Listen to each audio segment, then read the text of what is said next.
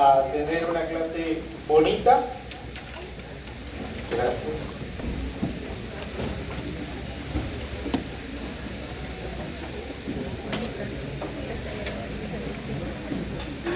Pero necesito que presten bastante atención, ¿ya? Porque vamos a hablar de la farmacología, perdón, de la fisiología del sistema nervioso autónomo, ¿ok? Es un tema algo denso, así que si algo no se entiende, lo vamos a, en todo caso lo explico en la pizarra, ¿ya? Pero como veo que la pizarra no es tan visible para todos, vamos a trabajar en diapositivas. Cuando hablamos de la fisiología del sistema nervioso autónomo, nos vamos a referir a aquella función del sistema nervioso que le permite tener una respuesta a nivel de órganos efectores, sin requerimiento del estado consciente, ¿ok?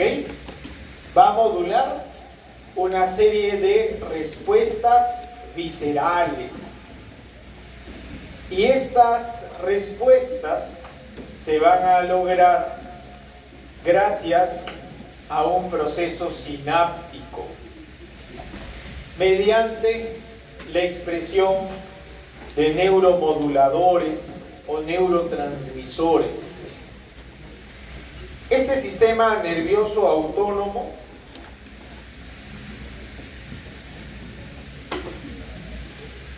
entonces es el que regula la respuesta visceral sin el control de la conciencia. Entonces nosotros a través de estas clases hemos venido desarrollando la neurofisiología, y luego de comprender un poco la estructura neuronal y ver cómo es que estas membranas o esos axones se despolarizan, les decía la última sesión, aquí en la porción terminal se iba a dar la exocitosis de neurotransmisores. Entonces, ahora lo que vamos a hacer es entender qué pasa con el neurotransmisor que se libera.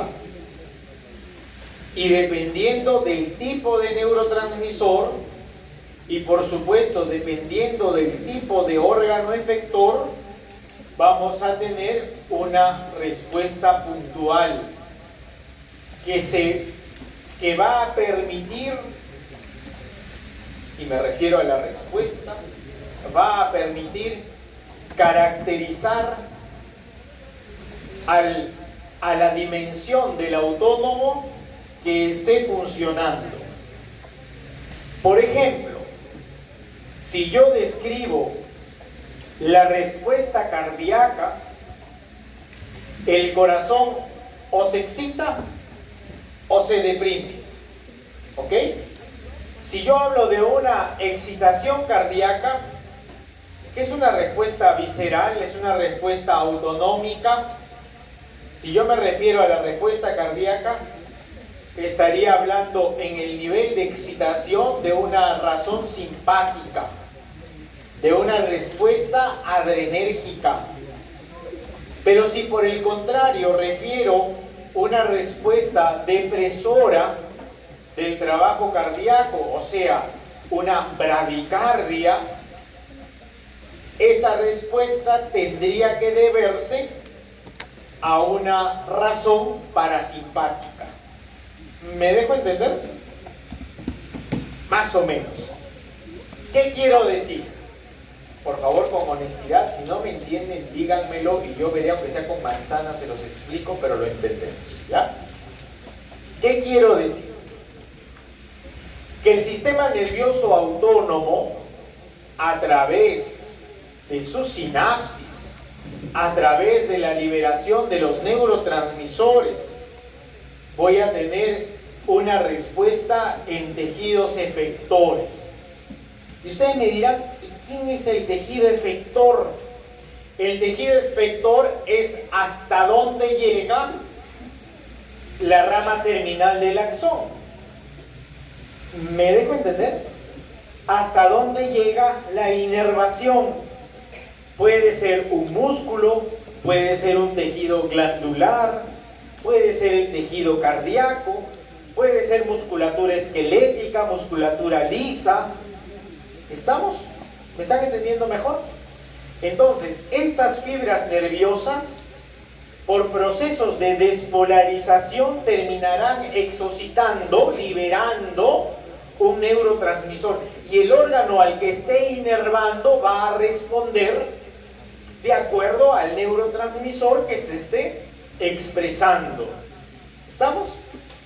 Entonces, un tejido visceral puede darnos una respuesta simpática o una respuesta parasimpática, ¿ven? Parasimpática. Y son entonces estas las dos dimensiones funcionales del sistema nervioso autónomo: fibras simpáticas y fibras parasimpáticas. ¿Me están entendiendo?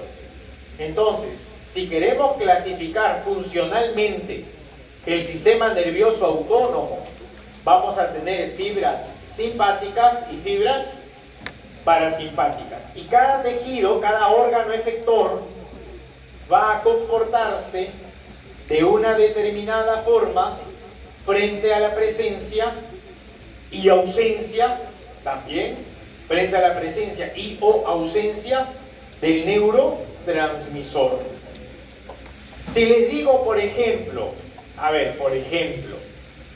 la acetilcolina en el tejido glandular, la acetilcolina es parasimpático, como introducción, después lo vamos a ir viendo al detalle.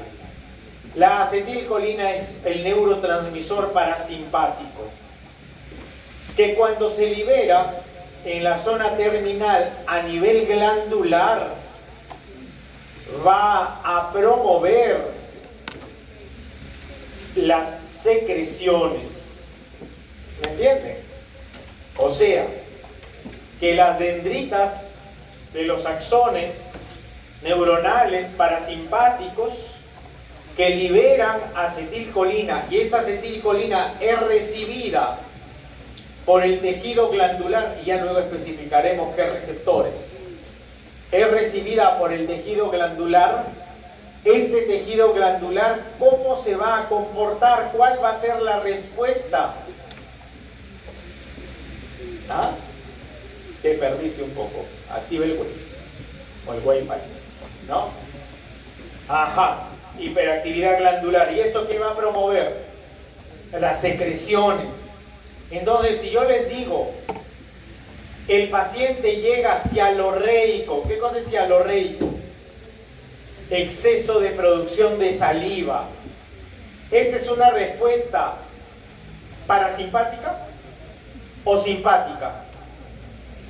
A ver, si les digo, la acetilcolina promueve la producción de secreciones, la cialorrea, ¿es una respuesta simpática o parasimpática? Parasimpática, pues, ¿no? Parasimpática, ¿por qué? Porque hay un compromiso del neurotransmisor acetilcolina, ¿verdad? Muy bien. La respuesta cardíaca, en razón a frecuencia, de velocidad de conducción del impulso nervioso, no se asusten que no estoy tomando nada puntual, solamente estoy ejemplificando como introducción.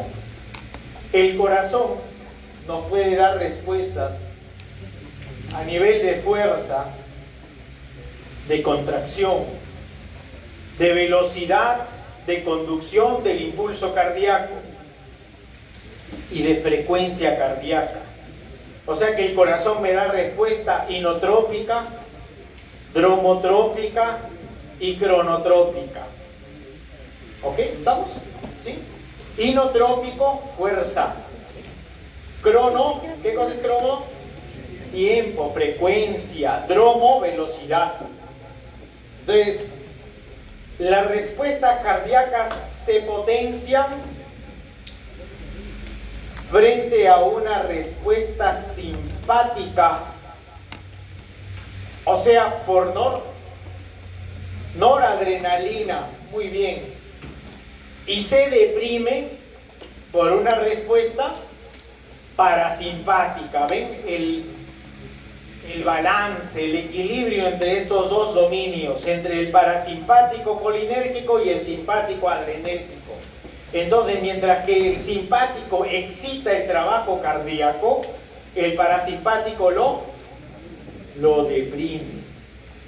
Mientras que el simpático va a generar una respuesta cronotrópica positiva,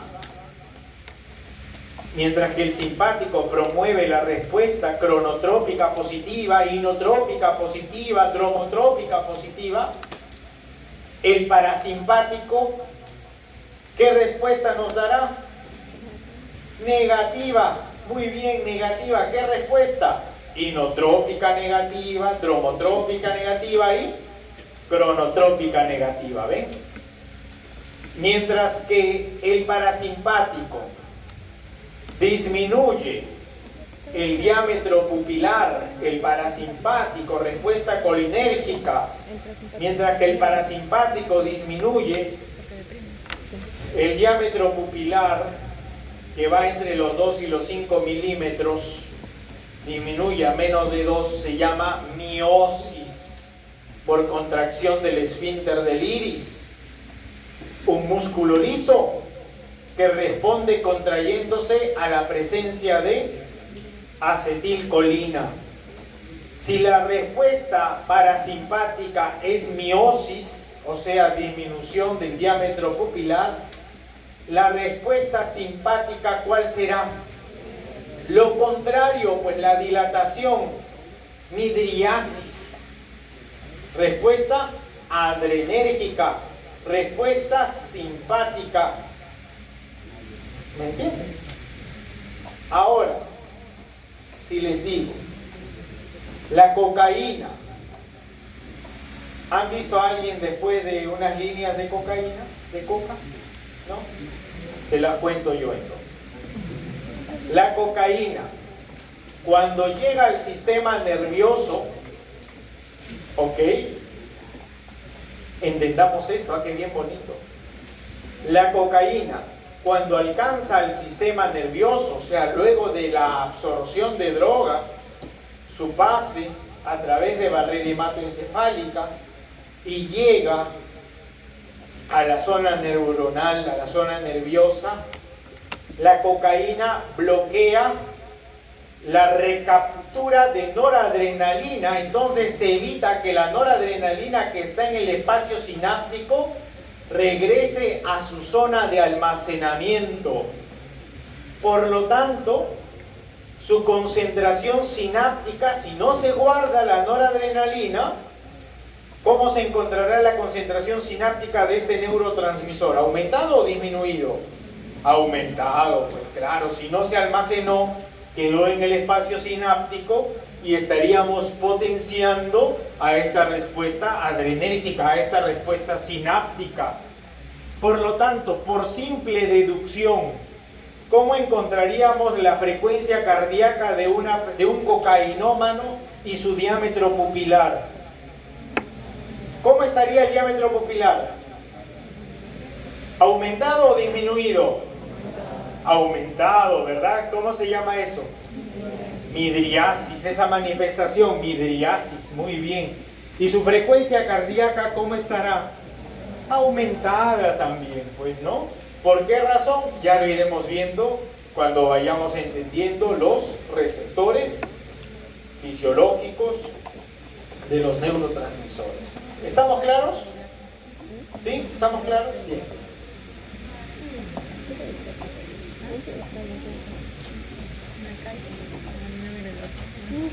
Entonces, fisiológicamente, la modulación de la respuesta se da por el neurotransmisor, que va a ser una sustancia biógena, bioquímica, endógena, que se va a biosintetizar en una célula preganglionar, ¿sí? O sea, antes de la sinapsis. ahí es donde se va a fabricar, entre comillas, se va a biosintetizar el neurotransmisor. Una vez biosintetizado el neurotransmisor, se almacenaba ¿en qué? Proteínas vesiculares, ¿no? En vesículas. Y por la despolarización, ¿se acuerdan que lo expliqué en la clase pasada? Y por la despolarización de la membrana axónica, se llevaba a la despolarización de las dendritas y en el botón sináptico, en la hendidura sináptica, ¿qué estimulábamos? La exocitosis del neurotransmisor. Y este neurotransmisor aquí, en el espacio sináptico, debe interactuar con el neuroreceptor del tejido efector, que podría ser otra neurona, sí, podría ser otra neurona, pero podría ser músculo liso, músculo estriado, tejido glandular, sistema, cardíaco. ¿Me dejo entender? Tengo aquí una sinapsis, una interacción. Y es el propio sistema fisiológico el que se debe encargar de regular la concentración sináptica del neurotransmisor. ¿Qué quiero decir en relación a la regulación de la concentración sináptica del neurotransmisor? Que es el propio sistema en este espacio sináptico el que podría, por ejemplo, degradar al neurotransmisor. ¿Y con qué fin se degrada a un neurotransmisor? ¿Para potenciar su respuesta o para invertir su respuesta? A ver, ¿qué opinan ustedes? Yo destruyo a un neurotransmisor enzimáticamente para estimular, para potenciar la respuesta del neurotransmisor, o más bien para invertirla. Para invertirla, pues, ¿no? Para invertirla. Porque tiene que haber una regulación fisiológica. No siempre podemos estar taquicárdicos, ni bradicárdicos tampoco. Tiene que haber una compensación. No podemos estar en todo momento diaforético, cialorreico, dacriorreico, ¿cierto? Tiene que haber un momento de compensación. Entonces, eso se puede lograr destruyendo al neurotransmisor o también recapturándolo. Lo recapturo y lo almaceno. Si recapturo al neurotransmisor, y la recaptura significa que el neurotransmisor regresa a la célula preganglionar. Si recapturo al neurotransmisor, ¿potencio su respuesta o invierto su respuesta? ¿Ah? Ya, invertimos, pero lo reservamos, pero igual invertimos, ¿no? La respuesta, claro. Estamos invirtiendo la respuesta porque estoy disminuyendo la concentración efectiva del neurotransmisor en el espacio sináptico. A ver, otra idea que podría venir en el examen, digo, que deben entender, ¿no? ¿Qué pasa si estimulamos la liberación del neurotransmisor? ¿Qué pasaría en virtud a su respuesta si potenciamos la liberación del neurotransmisor? Sobreexcitación de la respuesta de ese neurotransmisor. Todavía no estoy ingresando potencialmente a las respuestas, solamente estamos relacionando y entendiendo si se aumenta o disminuye la respuesta en razón a la liberación. No se duerman, ¿ah? No se duerman porque de este capítulo depende muchas historias, ¿ya? Muchas historias. Entonces, si potenciamos la liberación, vamos a inducir a una mayor respuesta del neurotransmisor. Si estimulamos el almacenamiento, si estimulo el almacenamiento del neurotransmisor, ¿qué va a suceder? ¿Potencio la respuesta o invierto la respuesta? Si estimulo el almacenamiento, ¿qué pasa con la respuesta del neurotransmisor? ¿Aumenta o disminuye? Si estimulo el almacenamiento.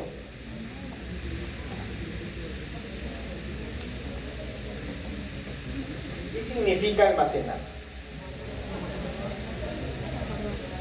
Que esté listo para liberarse pero no salga, ¿cierto? Que esté reservado, que esté guardado, que esté almacenado, ¿cierto? Entonces, ¿podríamos bloquear la liberación de un neurotransmisor? Sí, podemos bloquear la liberación por bloqueo de las vesículas que lo almacenan.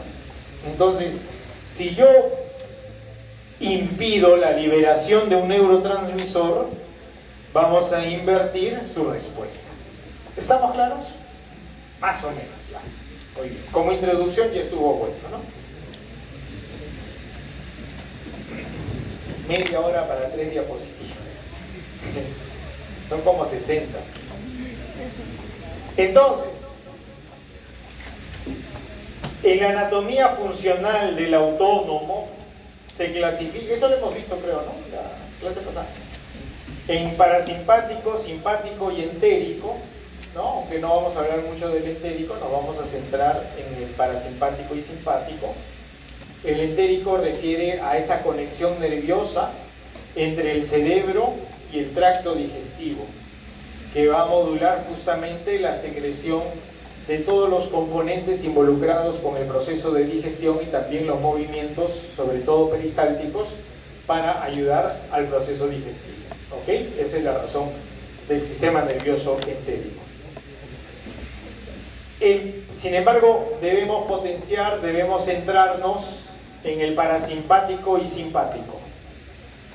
Entonces, si vemos el tronco encefálico y a nivel de médula tenemos tejidos que llevan respuesta motora, ¿no? Vamos a ver aquellos ganglios que lleven justamente la respuesta motora hacia los tejidos efectores. Y tenemos células o tejidos, sistemas, niveles preganglionares y postganglionares. Fíjense, el sistema nervioso autónomo parasimpático,